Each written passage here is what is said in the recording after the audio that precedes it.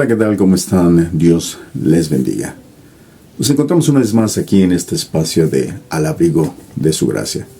Los saluda su hermano y amigo Sergio Pérez desde la Ciudad de México. Para todos los hermanos, para todos los amigos que siguen esta transmisión aquí en este canal, que Dios les bendiga mucho aquí en Al Abrigo de Su Gracia. Muy bien, el día de hoy quisiera traer algo a reflexión.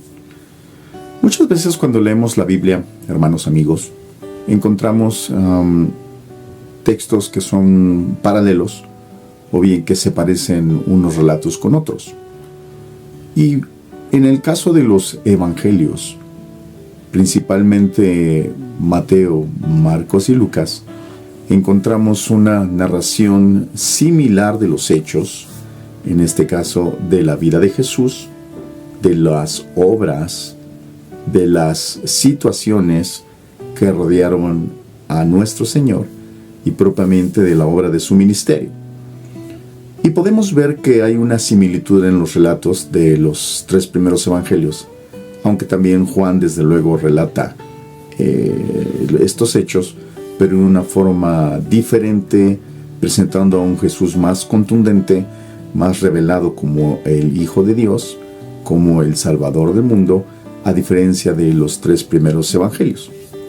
El punto es, hermanos amigos, que cuando leemos podemos encontrar relatos que son parecidos y en cada uno de los evangelios podemos hallar que están hablando o se está hablando, el autor está hablando de algún caso en específico y esto está en los otros dos evangelios. Mateo puede estar hablando de algo y se encuentra también en Marcos y Lucas el pasaje paralelo.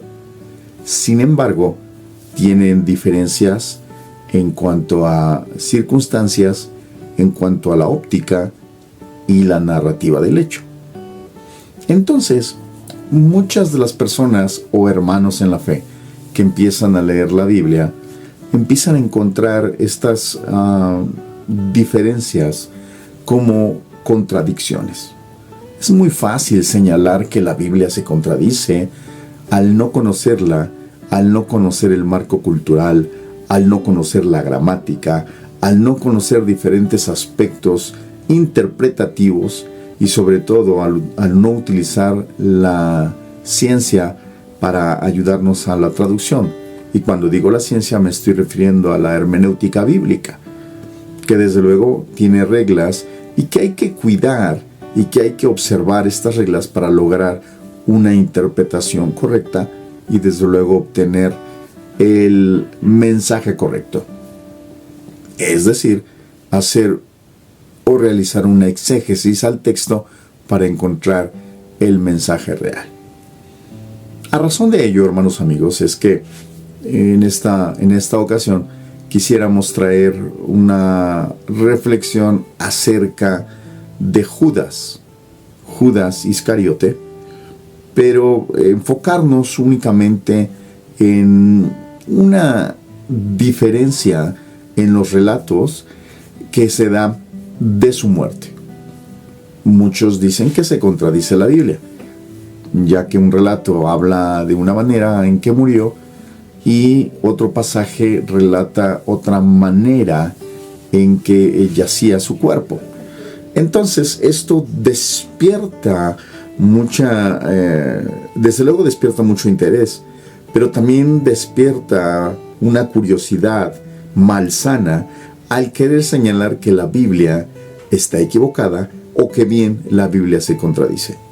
Y es importante, hermanos amigos, abordar estas discrepancias, estas diferencias o lo que llaman contradicciones para poder darnos cuenta cómo la Escritura nos va llevando de la mano y al hacer un estudio conciso y preciso de la misma, encontramos el mensaje.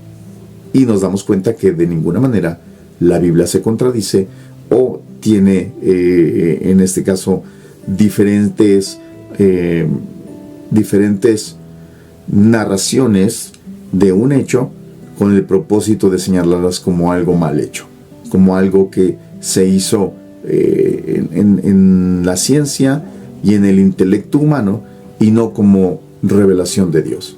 Entonces, Muchos critican y señalan eso. Pero, ¿qué pasa en la manera en que Judas murió? Judas Iscariote murió. Y esto, desde luego, es un debate que tiene muchos años. Es un debate que se da en las escuelas teológicas, con los eruditos, y que incluye, desde luego, la gramática, la cultura. Y es bueno comentarlo y es bueno saberlo para poder entenderlo. Quisiera, hermanos amigos, leer el texto en función de lo que vamos a desarrollar, para poder entender cómo es que hay dos relatos diferentes acerca de la muerte de Judas Iscariote. El primero de ellos se encuentra en Mateo capítulo 27. Mateo capítulo 27. Vamos a dar lectura desde el versículo 1 y lo vamos a leer hasta el versículo 10. ¿Sí? Del 1 al 10. Mateo 27, 1, 10. Quisiera leerlo en la versión Dios habla hoy. Es una versión más dinámica, mucho más comprensible. Sé que, hermanos amigos, muchos de ustedes lo han leído y lo conocen muy bien en la versión Reina Valera, pero quisiera leerlo esta vez en la versión Dios habla hoy, y dice de la siguiente manera. Cuando amaneció, todos los jefes de los sacerdotes y los ancianos de los judíos se pusieron de acuerdo en un plan para matar a Jesús. Lo llevaron atado y se lo entregaron a Pilato, el gobernador romano. Judas, el que había traicionado a Jesús, al ver que lo habían condenado, tuvo remordimientos y devolvió las 30 monedas de plata a los jefes de los sacerdotes y a los ancianos, diciéndoles: he pecado entregando a muerte o a la muerte a un hombre inocente. Pues ellos le contestaron: ¿y eso qué nos importa a nosotros? Eso es cosa tuya. Entonces Judas arrojó las monedas en el templo y fue y se ahorcó. Los jefes de los sacerdotes recogieron aquel dinero y dijeron: este dinero está manchado de sangre, no podemos ponerlo en el cofre de las ofrendas. Así que tomaron el acuerdo de comprar con él un terreno llamado el Campo del Alfarero, para tener un lugar donde enterrar a los extranjeros. Por eso, aquel terreno se llama hasta el día de hoy Campo de Sangre. Así se cumplió lo que había dicho el profeta Jeremías. Tomaron las 30 monedas de plata, el precio que los israelitas le habían puesto, y con ellas compraron el campo del alfarero, tal como me lo ordenó el Señor. Ese es el primer relato, el relato de Mateo, que por supuesto deberíamos leer todas las partes directamente que señalan a Judas, o que es un participante activo desde que inició su ministerio hasta concluirlo, pero sería un video muy largo. Por supuesto que sabemos, al leer la Biblia, y la historia nos dicta, que en un momento dado Judas entró en comunicación con los fariseos, con los maestros de la ley, los cuales tenían ya tiempo queriendo matar a Jesús, pero de alguna manera no podían hacerlo, ya que públicamente cuando Jesús predicaba, cuando Jesús iba compartiendo la palabra, iba sanando, haciendo milagros, era mucha la gente que lo seguía, era mucho el gentío, y por supuesto que eran muchos los discípulos. Posteriormente, desde luego, estaban los 12 apóstoles, más los discípulos de Jesús, más la gente que se reunía cada que escuchaban que Jesús estaba cerca de alguna aldea. Se dirigía a la multitud. Se dirigía por muchas razones, algunos por curiosidad, algunos para conocerlo, otros por necesidad de sanidad, de salud, y otros porque tenían a alguien con algún espíritu inmundo, etc. Entonces necesitaban a Jesús, y eran masas de gentes, masas, cientos de gentes para ver a Jesús. Entonces, Jesús tomó una gran popularidad, era una fama. Dice la Escritura que la fama de Jesús corría rápidamente por todos lados y era reconocido, y la gente, cuando se enteraba que él estaba cerca, se movían para ir a verlo, se movían para escucharlo, porque reconocían que la manera en que él hablaba acerca de la palabra de Dios, acerca del antiguo pacto, acerca de la Torá, de la ley de Moisés, la forma en cómo él la enseñaba, la forma en cómo él la desglosaba, la forma en cómo lo hacía práctica, era sorprendente para ellos. Ellos escuchaban y se maravillaban porque decían: ¿de dónde toma él esta autoridad? ¿Cómo es posible que lo hable con este sentido tan real, tan vívido, cuando lo hemos escuchado millones de veces de la boca de los maestros de la ley o de los escribas? Y jamás lo habíamos escuchado así. Entonces, era difícil poder prenderle a Jesús y poder hacerle algo delante de la gente que en este caso buscaba su favor y que de alguna manera era querido o apreciado o amado por las diferentes cosas que hacía. Y por supuesto por la forma en la que hablaba acerca del reino de Dios, del perdón, la misericordia y la gracia de Dios y la justicia de Dios. Entonces todos estos componentes se mezclaban para que fuese difícil tomarle de forma con alevosía y ventaja para poder echarle en la cárcel o pretender matarle. Era muy difícil, porque en realidad Jesús, aunque directamente desafiaba a los maestros y a los sacerdotes y maestros de la ley, los desafiaba en el sentido práctico de la ley de Moisés. Y los desafiaba en virtud de que ellos solamente hablaban de la ley de Moisés, comunicaban la ley de Moisés, mas no la conocían a profundidad y no podían dar el sentido real de ello. Por tanto, había un enojo, un celo en el corazón de ellos, puesto que había robado el corazón del pueblo de alguna manera, y por supuesto, eso era algo que ellos no podían permitir. Además de hablar acerca de cómo Jesús directamente los señalaba como hipócritas y como falsos. Entonces había muchos factores que les molestaban a los maestros de la ley, al Sanedrín, a los fariseos, a los sacerdotes y a los escribas.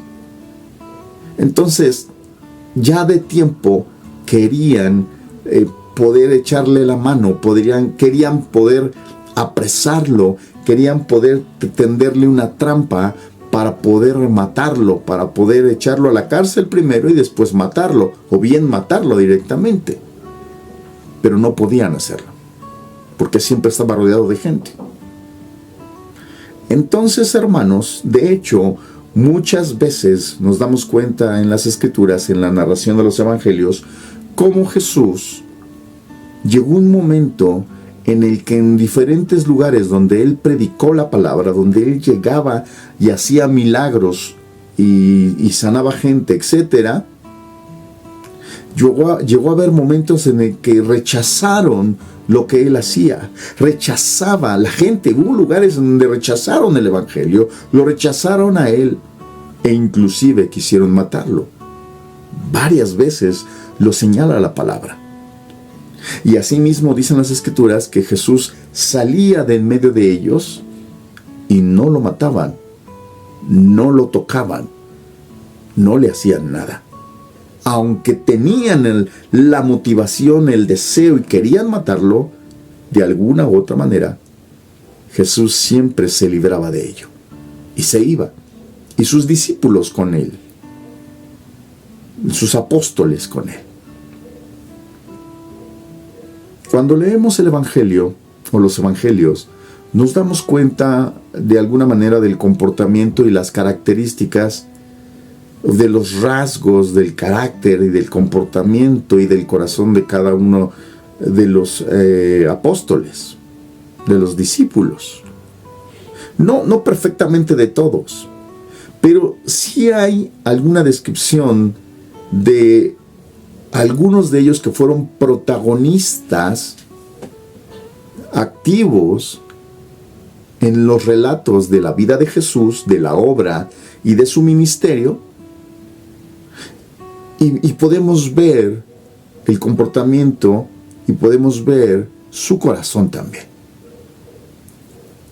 Ahora bien, con base a esto, nos damos cuenta que Judas, quien, por cierto, el nombre significa alabanza a Dios, o Dios se ha alabado, Yehudá, Judas, del hebreo Yehudá, sabemos que los nombres judíos siempre tienen un significado, y llama mucho la atención el hecho del nombre, porque contrasta con los hechos, y sobre todo los hechos finales. Pero tenemos nosotros que, antes de juzgar, antes de señalar y antes de presuponer lo que en apariencia nos dice el texto, hay que hacer un análisis. Hay que estudiar las Escrituras. Y debemos de sentarnos seriamente a estudiar las Escrituras para poder darnos cuenta qué es lo que nos está diciendo, qué nos está relatando y cuál es el mensaje real, entendiendo los hechos, las circunstancias, porque están ahí escritas, están ahí en la palabra, están en las Escrituras, pero tenemos que sentarnos a estudiarlas, no solamente leer por leer. No leemos la Biblia por leerla. De nada nos sirve eso. De nada nos sirve aprendernos versículos bíblicos sin entender qué es lo que dicen, el contexto, la enseñanza espiritual, la dinámica en la vida cotidiana.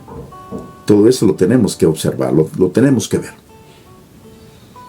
Entonces, regresando a Judas, nos damos cuenta en el relato de los evangelios que sí tenía él una inclinación hacia el dinero. Sí tenía Judas Iscariote. De hecho, él se encargaba de la bolsa del dinero, que de alguna manera iban recorriendo. Al recorrer las aldeas y los lugares, muchas veces eran bendecidos por la gente que era sanada y ministrada por Jesús. Y en gratificación, en agradecimiento, daban. Y Judas era el administrador de la bolsa del dinero del ministerio de los apóstoles y del Señor mismo. Y ahí podemos ver en el relato de los evangelios que él tomaba de ese dinero, y que de alguna manera siempre fue muy quisquilloso en las cuestiones del dinero. Podemos ver en el pasaje en el que la mujer, entra la mujer y lleva un alabastro, lleva un frasco de perfume y lo vierte en el Señor, y lo vierte en sus pies, y con su cabello limpia sus pies, y lo vierte en su cabeza, en él, lo unge. Y molesto Judas Iscariote, porque habla de un desperdicio de ese perfume de gran valor, que pudo haberse vendido y que pudo haberse dado a los pobres. Pero pareciera que ese enojo es por el hecho del desperdicio en el dinero, en el valor del perfume, sin tener en cuenta la acción de la mujer, la gratitud de ella, el quebrantamiento, la sumisión y la entrega al Señor, el estado de contemplamiento o contemplación que tuvo hacia Jesús. Parece que Judas hace a un lado todo eso, con el propósito de resaltar el valor del perfume y el desperdicio de haberlo vertido ahí. Entonces, ¿Por qué menciono todo esto, hermanos? Porque es digno de analizar el comportamiento de Judas. Porque podemos empezar a ver las motivaciones del por qué sucedió lo que sucedió, por qué tuvo un encuentro con los maestros de la ley y con los sacerdotes del templo, cuando él sabía que ellos querían prender a Jesús, que querían echarle la mano para echarlo a la cárcel. Pero bueno, más tarde vamos a llegar a ese punto. Vamos a ver el relato en el libro de Hechos capítulo 1, en virtud de lo que se describe ahí. Pedro justamente es el que hace la descripción acerca de Judas, y que en un momento dado están buscando, hace esta descripción de la muerte de Judas, o de cómo terminó Judas, más que la muerte, cómo terminó, y lo dije así, cómo terminó, más que señalar su muerte, señala cómo terminó. Mateo, como acabamos de leer, sí nos dice propiamente que Judas, una vez que se dio cuenta al ver que Jesús era condenado, tuvo remordimiento. Lo dice la versión Dios habla hoy, que es muy precisa en su original griego. Así es lo que dice. La palabra griega que se utiliza ahí para hablar de arrepentimiento, porque normalmente en la versión en Reina Valera habla de arrepentimiento. Eso es lo que nos dice, arrepentimiento. Y en realidad, en su original griego, nos habla de un remordimiento. Eso es así como lo dice, ¿sí? Vamos a verlo nada más en la versión Reina Valera 60. Dice el versículo 27:4. Dice: yo he pecado entregando sangre inocente, mas ellos dijeron: ¿qué nos importa a nosotros? Allá tú. Y arrojando las piezas de plata, verso 5, en el templo salió y fue y se ahorcó. ¿Sí? Arrojando las piezas de plata, fue y se ahorcó. Pero desde luego en el versículo 3, Mateo 27:3, dice: entonces Judas, el que había entregado a Jesús, viendo que era condenado, Jesús devolvió arrepentido las 30 piezas de plata. Esto de arrepentido, aquí en la versión Dios habla hoy, dice que viendo que lo habían condenado a Jesús, tuvo remordimiento. La palabra original que se utiliza aquí en el del griego para arrepentimiento, aquí en el versículo 3 de Mateo 27, es una palabra que es muy parecida a arrepentimiento, pero este arrepentimiento se da en el ámbito de lo emocional, se da en el ámbito de lo sentimental, del dolor que se puede sentir de una manera en la que hay un arrepentimiento porque está causando un sentimiento, está causando una emoción en donde se siente uno mal, se siente uno triste, y es muy acentuado en el ámbito de las emociones. Sin embargo, no es la palabra arrepentimiento como un cambio de actitud, como un cambio real de no querer volver a hacer eso que se hizo. No es la palabra que se emplea ahí, como en el caso de Pedro. Aquí este arrepentimiento es un dolor que se ubica en la parte emocional en la parte sentimental, pero no en la parte intelectual, donde se decide hacer un cambio, donde se decide totalmente tomar otra dirección. Y esto es importante, hermanos amigos, porque, reitero, tenemos que ver las motivaciones, el deseo y la motivación del corazón de Judas. Regresando a Hechos, capítulo 1, Hechos, capítulo 1, versículo 18.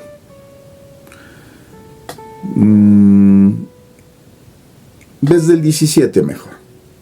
Hechos capítulo 1, verso 17 y 18. Dice: Judas era uno de nosotros y participó con nosotros en el ministerio.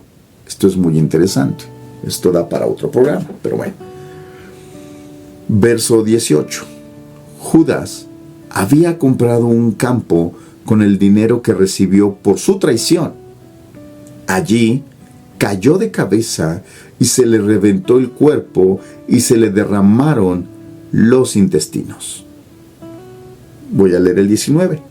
La noticia de su muerte llegó a todos los habitantes de Jerusalén y ellos le pusieron a ese lugar en el nombre arameo Aceldama,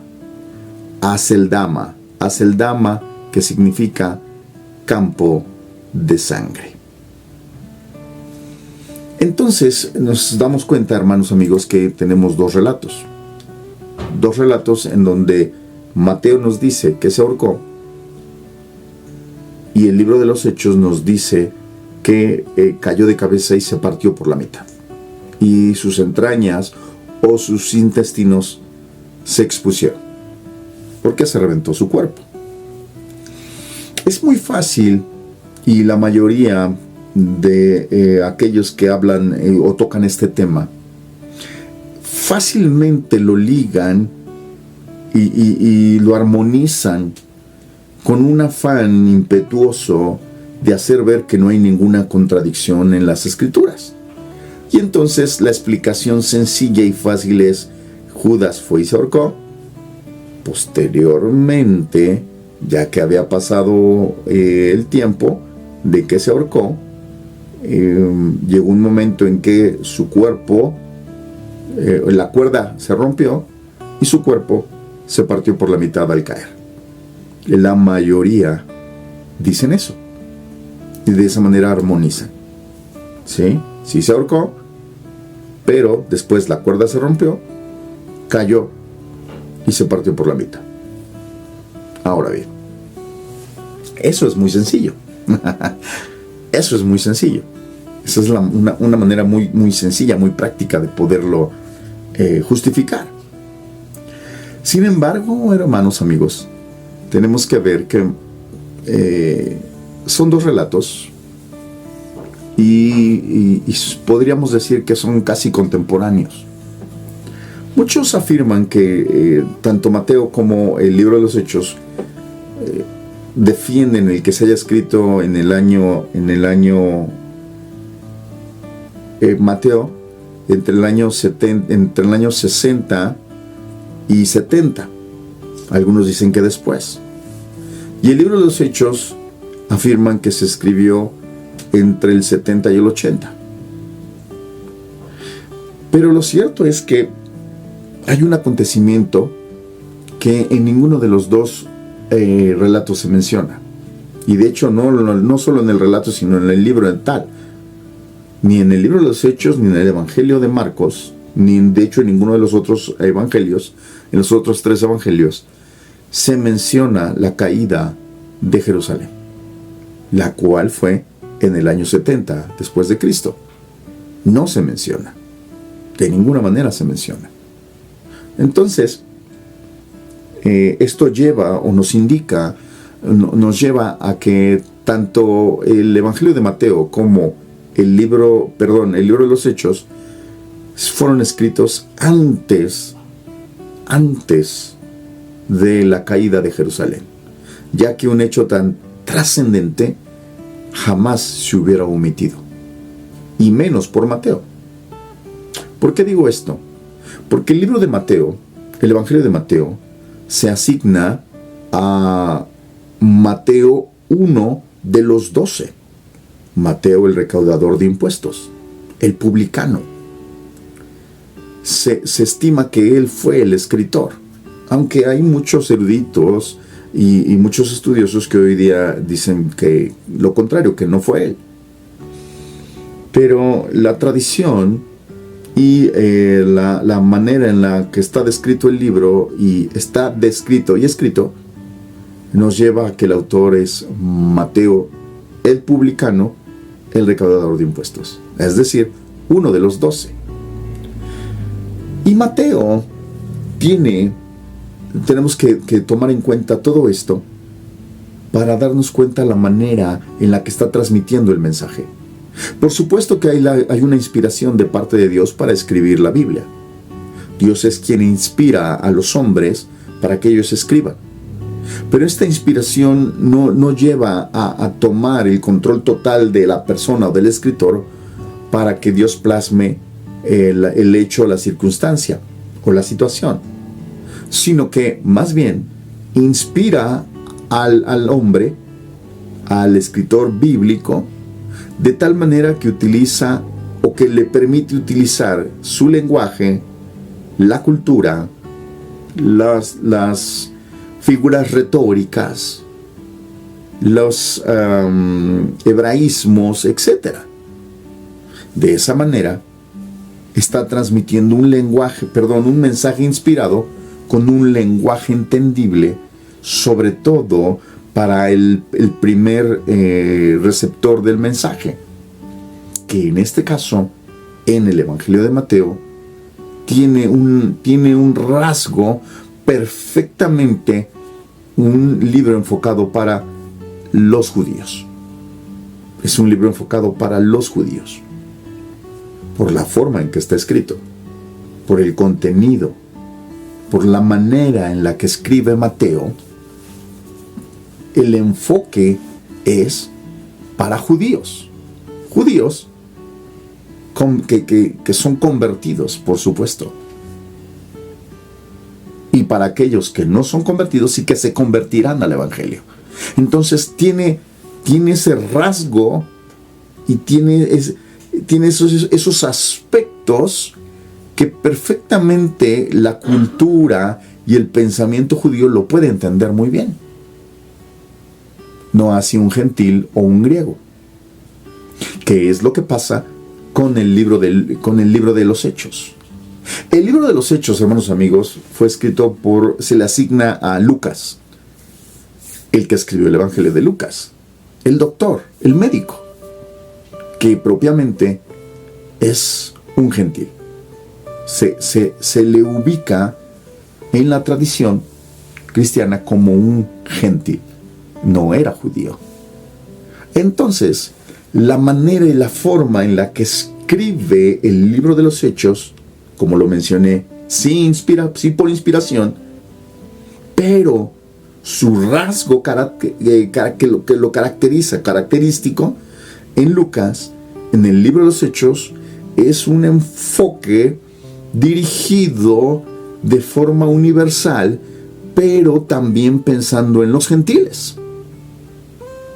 Entonces, son dos relatos, de alguna manera, ya desde ahí hay diferencias, porque uno está inclinado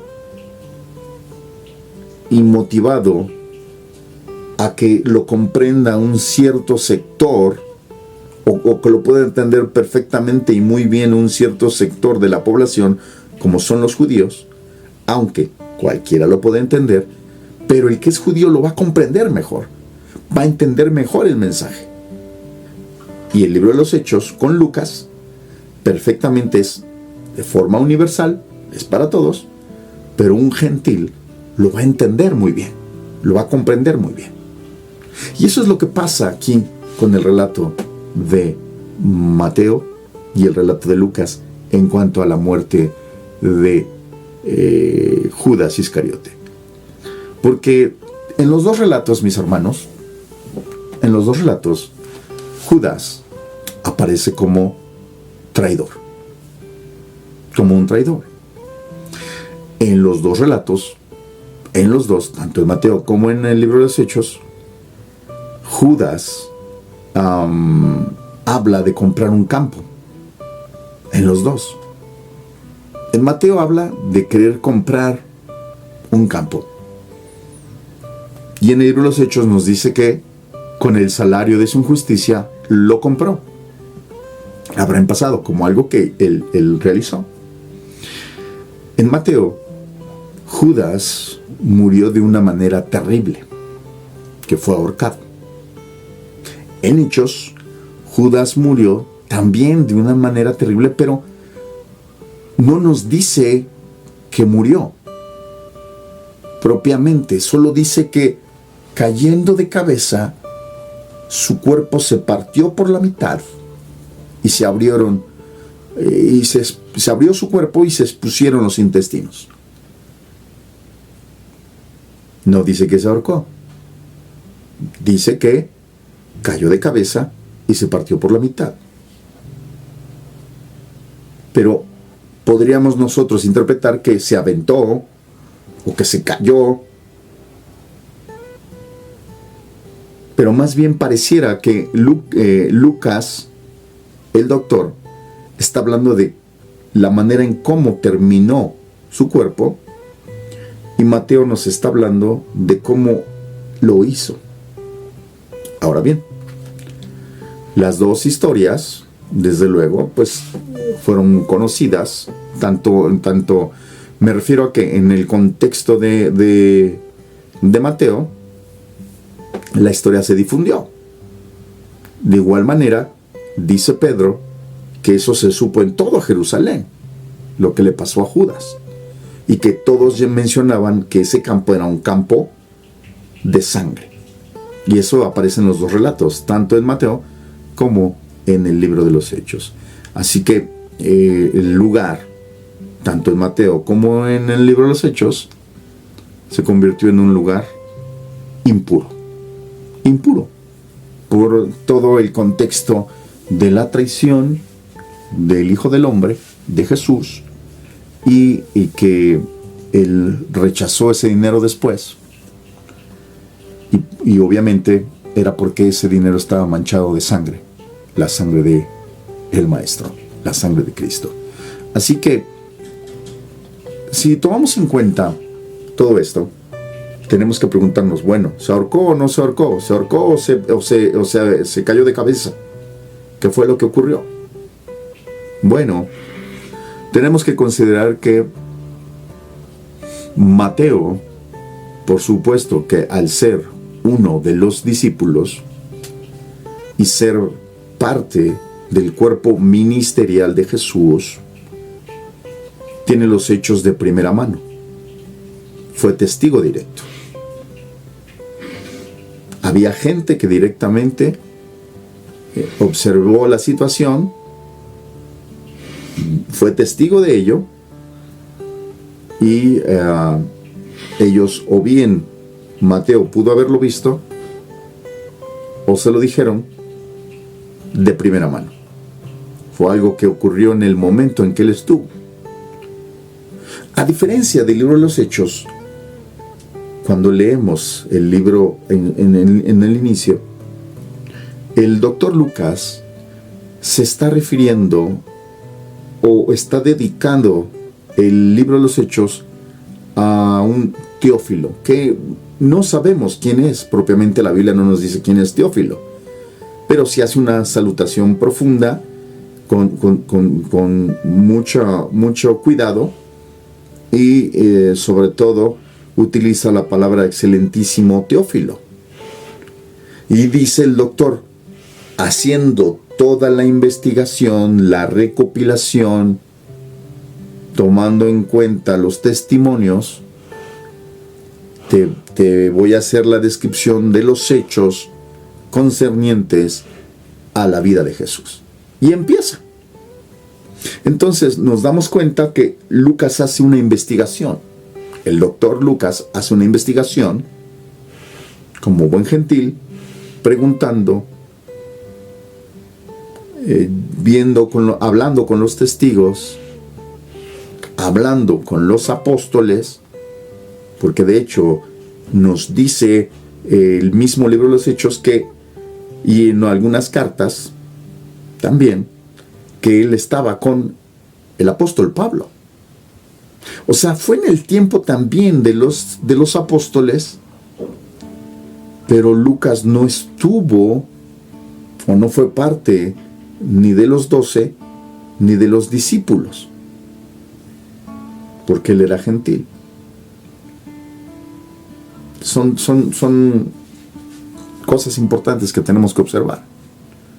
Entonces, Lucas hace una reconstrucción de los hechos con diferentes testigos, a través de una investigación, a través de entrevistas, y va ordenando todo. Mateo lo habla de primera persona. Entonces entendemos que la circunstancia principal de la muerte de Judas Iscariote es que se ahorcó.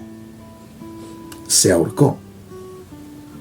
Así murió, ahorcado. Ahora bien, murió ahorcado, pero ¿por qué menciona entonces Lucas en su investigación que cayendo de cabeza se partió por la mitad? Tiene mucho que ver el aspecto gramatical también, la manera en la que está escrito y por qué los verbos que se utilizan para hablar de que se cayó de cabeza y se partió por la mitad. Eso de que se cayó de cabeza, los verbos que se utilizan, la palabra que se utiliza para hablar de eso, es una palabra que de alguna manera está hablando de algo o de alguien que como que se envuelve, como que se agacha, como cuando nosotros, llegamos a tener miedo, llegamos a tener una circunstancia adversa o traumática, normalmente el ser humano toma una forma fetal, como cuando estaba en el vientre de mamá. Entonces se toma una forma en la que uno se hace un círculo. Entonces, esto es como más bien la idea básica de lo que está hablando el libro de los Hechos, en Hechos 1:18, de lo que dice Pedro, que él cayó de cabeza. Pero, más bien, pareciera que es una situación en donde Lucas quiso describirlo de esa manera. Una muerte trágica. Una muerte en la que pareciera que que Judas no es que se haya aventado, sino que estaba en una posición en la que en el momento en el que no sabemos si los testigos, algún testigo pasó por la mañana, ya que Judas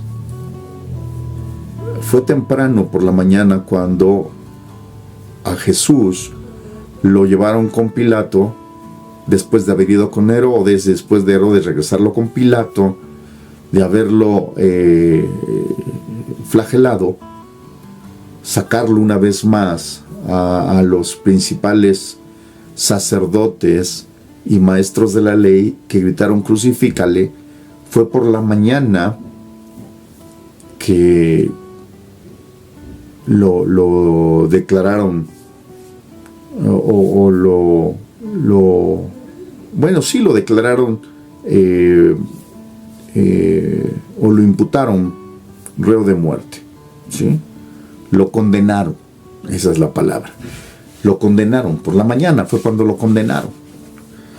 Entonces, dice ahí, Judas, al darse cuenta que lo condenaban, le pesó en su corazón, regresó las monedas. Ahora, ¿qué motivación hubo ahí, hermanos, amigos? No quiero tardarme mucho aquí, pero es interesante ver cómo en diferentes ocasiones Jesús, como lo mencioné en un principio, cuando lo quisieron matar, lo quisieron prender o aprender, y no lo pudieron hacer, salía en medio de ellos y se iba, nos dice la Escritura. De alguna manera se libraba el Señor. Y esto es algo que Judas lo sabía muy bien. Y no estoy buscando justificar la acción de Judas meramente, porque hubo una inclinación económica en él, en su corazón. Y sí dice la Biblia, o las Escrituras, que el diablo entró en él. No habla de una posesión, eso no es así, de ninguna manera. Está hablando acerca de aquellas pasiones que están en el corazón y en el alma del ser humano, y que de alguna manera, cuando viene la tentación del diablo, nosotros sucumbimos, caemos, somos seducidos y aceptamos esa invitación del diablo hacia nuestra carne y pecamos. Nos inclinamos hacia ello. Dice Santiago que es por la concupiscencia. La concupiscencia es un deseo fuerte que está en el ser humano. Esta concupiscencia puede ser buena o puede ser mala. Y esa concupiscencia es un deseo interno que nos puede llevar a hacer algo bien o algo mal. Y dice Santiago que es por causa de nuestra concupiscencia que el pecado entra y somos seducidos. Y esa acción es de alguna manera en la que el diablo puede llegar a nosotros, ya como creyentes, inclusive. Como creyentes. Y eso es lo que pasó con Judas. No hay un caso de posesión ni nada de esto, no. Sino que hay una inclinación económica. Ya que Judas, al negociar o hablar con los maestros de la ley y con los sacerdotes del templo, por supuesto que buscaba tener una remuneración económica. Él buscaba el dinero. Pero, de alguna manera, por un lado, Judas quería comprar un campo para poder tener un terreno, una tierra, ser dueño de una tierra. Y por supuesto esto le iba a permitir, una vez que decidiera él dejar el ministerio, o que Jesús venía anunciándoles que se iba a ir y que se iba a ir, que ellos no entendían bien a qué se refería, cuando en realidad era su muerte y resurrección, Judas estaba contemplando ver a qué se iba a dedicar. Y por eso dice que iba a comprar un campo, o que compró un campo, con el propósito de vivir de ese terreno. Eso es lo que él quería. Y de alguna manera, al negociar con los maestros de la ley, con los sacerdotes, le dieron solo 30 monedas de plata. Él esperaba más, pero le dieron esa cantidad. Es un tema para otro video. El símbolo y el significado de las monedas. ¿Y por qué 30? Y propiamente ese dinero servía o sirvió para comprar ese terreno, porque él quería dedicarse a eso. Pero nos damos cuenta que él negocia y va,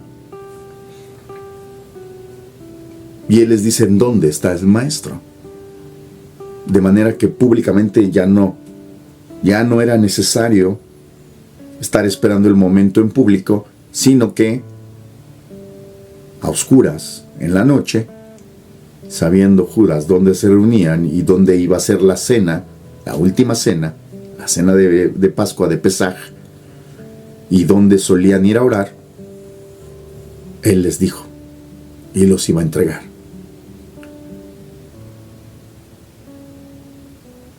Podría haber una esperanza en Judas, que así como en las otras ocasiones Jesús salió en medio de ellos y se fue, Judas esperaba que esta vez pasara también lo mismo. ¿Por qué digo eso? Es que usted me puede decir, hermano amigo, es que eso no lo dice la Escritura. Sí está en la Escritura las veces en que Jesús no fue aprendido, y también está en la Escritura, y que nos dice Mateo, que viendo que Jesús era condenado, se arrepintió, o le pesó en su corazón, emocionalmente y sentimentalmente, tuvo ese remordimiento profundo, y fue y regresó las monedas. ¿Para qué regresa las monedas? Con el propósito de que liberan al maestro. De decir, he entregado sangre inocente, me equivoqué, tomen su dinero, ya no quiero su dinero, suéltenlo, aboguen por él, suéltenlo. Obviamente eso era. Y ellos le dijeron, a nosotros no nos importa, ese es tu problema. Porque él bien dijo, he entregado sangre inocente. Viendo que Jesús era condenado, ahí es donde él detona. Porque si recordamos el texto, cuando Judas Iscariote llega en la noche con los maestros de la ley, los guardias del templo y los sacerdotes, a aprender a Jesús, lo besa. Y Jesús le dice, amigo.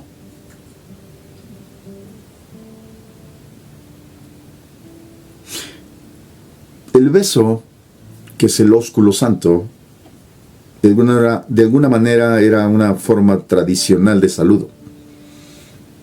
No fue algo excepcional, único que se dio. Lo excepcional está en las circunstancias, no en el hecho. Reitero, lo excepcional está en las circunstancias, no en el hecho, porque era común ese saludo, el ósculo santo, el beso entre hombres. Pero Jesús le dice amigo.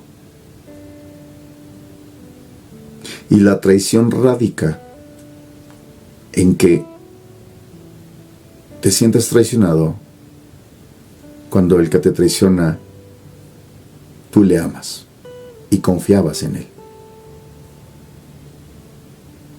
Digno de analizar todo esto. Digno de otro programa. Pero al parecer Judas esperaba que Jesús volviera a salir, ya que él no se ahorcó en el momento en que lo entregó y fue y se ahorcó, no. Hasta que se dio cuenta que él era condenado, fue y se ahorcó. Ahora bien, tenemos que quedarnos, por supuesto, con la versión de Mateo, porque es testigo presencial o directo. Pero, ¿qué pasó en el libro de los Hechos? En conclusión, hermanos amigos, Mateo, al hablar del ahorcamiento y quedar suspendido del árbol, está haciendo una evocación a alguien que le pasó eso en el Antiguo Testamento, a un traidor, Absalón, el hijo de David, el hijo que quería tomar el trono de su padre, que quería dar un golpe de estado y deponer a su padre y tomar él el reino de Jerusalén. Pero en una batalla, él queda suspendido por el cabello en unas ramas y ahí es muerto, suspendido en un árbol. Mateo quiere transmitir esta idea terrible de lo que pasó con Judas, evocando lo que pasó con Absalón, para que en el pensamiento judío quede muy bien ubicada la acción de Judas, pero sobre todo el trasfondo de quién era David y quién era Absalón, quién era Jesús y quién era Judas. Caso contrario, en Lucas, que hace una reconstrucción de los hechos y una investigación, Lucas, al estar enfocado en los gentiles, los griegos, de alguna manera estaban familiarizados con el acto del homicidio, con el suicidio. Y no era algo escandaloso entre ellos esto. Pero entonces Lucas se enfoca en hacer ver cómo termina el cuerpo de Judas, de tal suerte que provoque en ellos un desprecio, no en Judas, sino en las circunstancias, en ser leal. Quiere resaltar la lealtad, quiere resaltar la amistad, quiere resaltar el amor fraterno, profundo, el amor al Evangelio, el amor a Cristo. Y entonces muestra la muerte de Judas como un acto de juicio, en donde, por supuesto, puede evocar a personas del Antiguo Testamento que murieron en condiciones similares, terribles, como también no tenía muchos años en que había muerto Herodes y murió de esa manera también. Tuvo una enfermedad, Herodes, que inflamó su cuerpo, su vientre, y estalló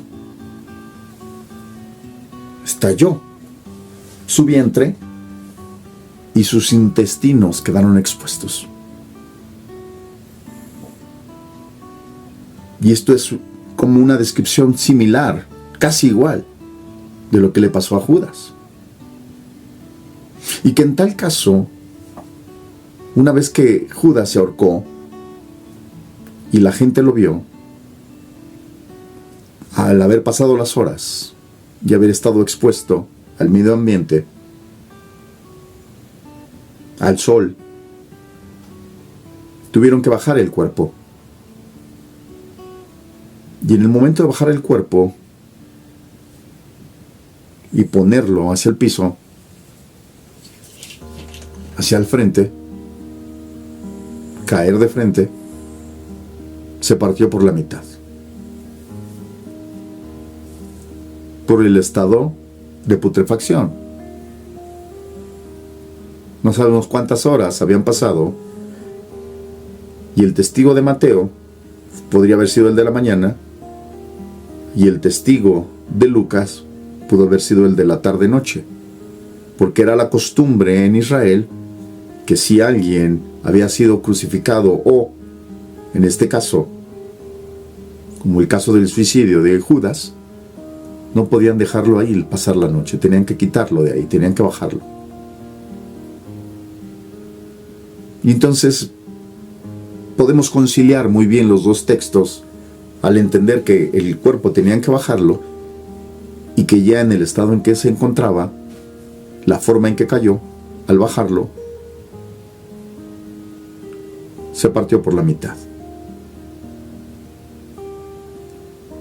Sin dejar de observar que Lucas quiso plasmar este escenario terrible tan detallado para hacer ver a los gentiles que es mejor siempre ser leal a Dios y servir a Dios.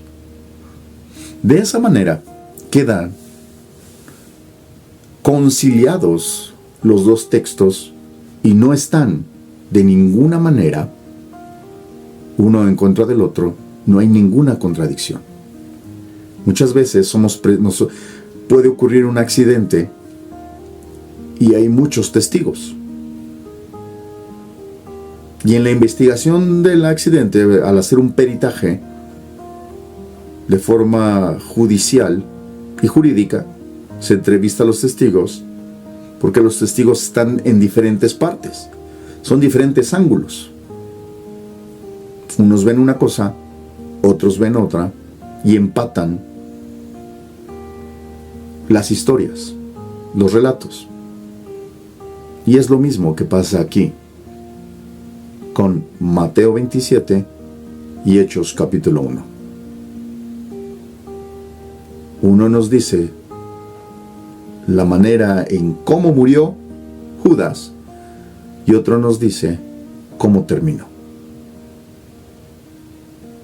Incluyendo, desde luego, sin omitir, el aspecto no solo gramatical, sino la intención hacia qué público o tipo de gente se estaba dirigiendo ese mensaje. A fin de cuentas, el hecho de la muerte de Judas quedó como traidor, murió de forma terrible y de todos modos,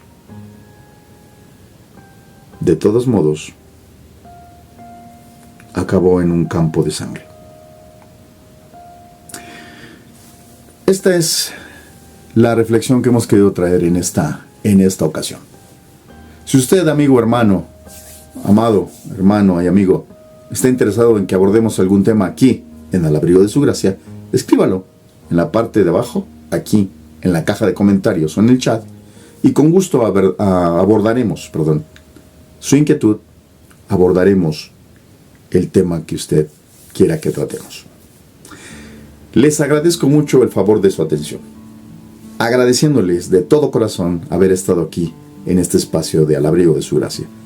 Su hermano, su amigo Sergio Pérez desde la Ciudad de México, envía un abrazo fuerte y un saludo fraterno para todos los hermanos y amigos que nos han visto de todas partes del mundo. Que Dios les bendiga y nos vemos en la próxima. Hasta pronto.